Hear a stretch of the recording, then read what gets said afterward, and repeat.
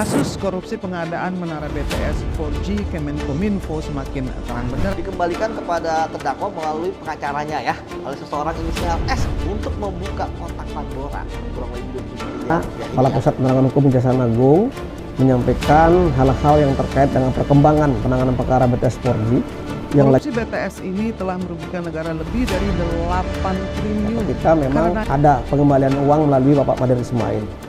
Nah, kita kepingin sama-sama penegak hukum membuat mendudukkan perkara ini menjadi baik, ya, menjadi transparan dan objektif, sehingga kebenaran material itu sama-sama kita pegang dalam posisi penasihat hukum, dalam posisi penuntut hukum. Inilah perlakuan yang sama di mata hukum. Manusia ini siapa? Dan yang ketiga, ada beberapa kegiatan yang tidak selesai tapi tetap dibayarkan. Artinya ada proyek fiktif yang masih dibayarkan oleh mereka. Di sini saya akan membahas kasus korupsi 4G dari Kominfo. Kronologi yang pertama itu pengubahan rencana pada tahun 2020. Menkominfo Johnny G. Plate menyetujui penambahan target lokasi proyek tanpa kajian kelayakan yang memadai. Lalu terkait pengundisian tender, yaitu selaku Direktur Utama Badan Aksesibilitas Telekomunikasi dan Informasi dan vendor swasta bersekongkol merekayasa peraturan tender untuk memenangkan penyedia tertentu dan melakukan markup harga. Setelah itu, proyek dikatakan mangkrak. Pekerjaan tidak dapat diselesaikan tepat waktu, namun terjadi manipulasi laporan, kemajuan, dan perpanjangan kontrak. Pada tahun 2023, penindakan dan aliran dana Kejagung mendapatkan Johnny G. Plate dan vendor sebagai tersangka ditemukan adanya aliran dana suap melalui perantara IHA untuk mengondisikan hasil audit dari BPK. Untuk pelaku terkait korupsi Kominfo BTS 4G dibagi menjadi 3. Yang pertama itu ex-pejabat dan staf Kominfo. Yang pertama ada Johnny G. Plate selaku ex-Menteri Komunikasi dan Informatika. Lalu yang kedua ada Anang Ahmad Latif selaku ex-Direktur Utama Badan Aksesibilitas Telekomunikasi dan Informasi Kominfo. Lalu yang ketiga ada Muhammad Ferlandi Mirza selaku ex-Kepala Divisi Last Mile dan Bakhaul Bakti Kominfo. Lalu yang keempat ada Elvano Hatorangan sebagai ex-pejabat pembuat komitmen Bakti Kominfo. Lalu yang terakhir ada Suryanto selaku tenaga ahli Human Development atau HUDEF Universitas Indonesia tahun 2020. Lalu yang selanjutnya itu ada dari pihak swasta. Yang pertama itu ada Mukti Ali selaku Account Director of Integrated Account Department PT Huawei Tech Investment. Lalu yang kedua ada Irfan Hermawan selaku Komisaris PT Solitech Media Sinergi. Lalu yang ketiga ada Galumbang Manak Simanjuntak selaku Direktur Utama PT Maura Telematika Indonesia. Lalu yang ketiga ada Windy Purnama, yaitu orang kepercayaan Irwan Hermawan. Lalu ada Jimmy Sujiawan selaku Direktur Utama PT Sunshine. Lalu yang terakhir ada Edward Hutahean selaku Komisaris Utama PT Laman Teknologi Digital. Lalu yang terakhir di sini ada kasus suap terpisah yang dilakukan oleh Ahsanul Kosasi sebagai ex-anggota Badan Pemeriksaan Keuangan atau BPK. Lalu di sini ada juga Saudikin Rusli. Negara yang seharusnya terlibat dalam kasus korupsi ini adalah Kejaksaan Agung, lalu ada Badan Pengawas Keuangan dan Pembangunan atau BPKP, lalu ada Komisi Pemberantasan Korupsi dan Kementerian Informasi dan Informatika, serta lembaga pengawas internal dan eksternal lain seperti Inspektorat Jenderal Kemenkominfo dan BPK. Oke, seperti yang dibahas tadi, untuk wewenang lembaga legislatif yakni DPR, yang pertama adalah mengawasi kinerja pemerintah, termasuk pada proyek strategis seperti BTS 4G Bakti Kominfo melalui Komisi 1. Yang kedua adalah meminta keterangan dari Kemenkominfo dan Bakti tentang anggaran pelaksanaan proyek dan dengan penyimpangan. Yang ketiga membahas dan mengawasi alokasi anggaran APBN agar tepat sasaran, khususnya di daerah Triti. Dan yang keempat, mendorong penegakan hukum, yaitu meminta Kejaksaan Agung atau KPK mengenai dugaan korupsi BTS 4G tersebut. Seperti yang sudah dijelaskan sebelumnya, Komisi Pemberantasan Korupsi, Kejaksaan Agung, Kepolisian Republik Indonesia, dan Badan Pemeriksaan Keuangan memiliki wewenang dan tugas untuk melakukan pencegahan dalam tindak pidana korupsi.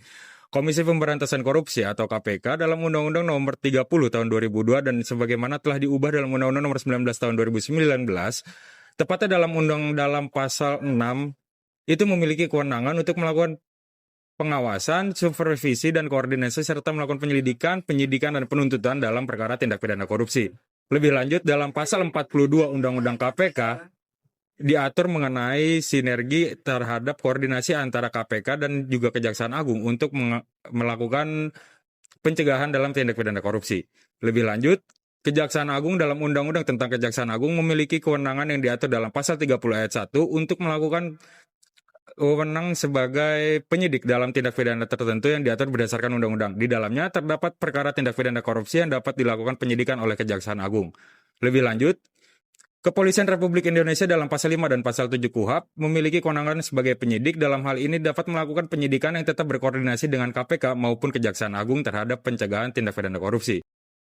Badan Pemeriksaan Keuangan dalam tindak pidana korupsi memiliki kewenangan untuk melakukan perhitungan kerugian keuangan negara.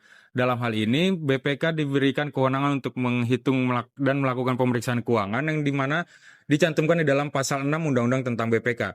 Lebih lanjut, dalam pasal 8 ayat 3, BPK diberikan kewenangan untuk melakukan koordinasi atau pelimpahan berkas perkara jika ditemukan kerugian keuangan atau unsur pidana atas pemeriksaan keuangan yang telah dilakukan sebelumnya kepada instansi yang berwenang. Dalam hal ini dapat diserahkan kepada KPK maupun Kejaksaan Agung terhadap ditemukannya unsur tindak pidana korupsi.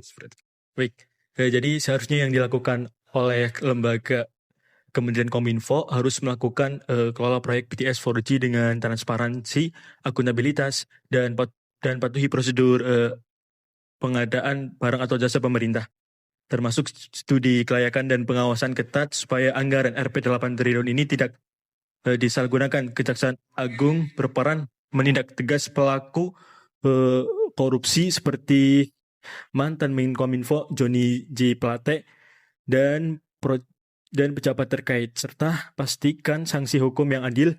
Kedua, lembaga wajib perkuat koordinasi, audit internal, keterbukaan informasi dan sistem pengawasan agar proyek infrastruktur publik bebas korupsi, kerugian negara dihindari, dan kepercayaan publik ditegas.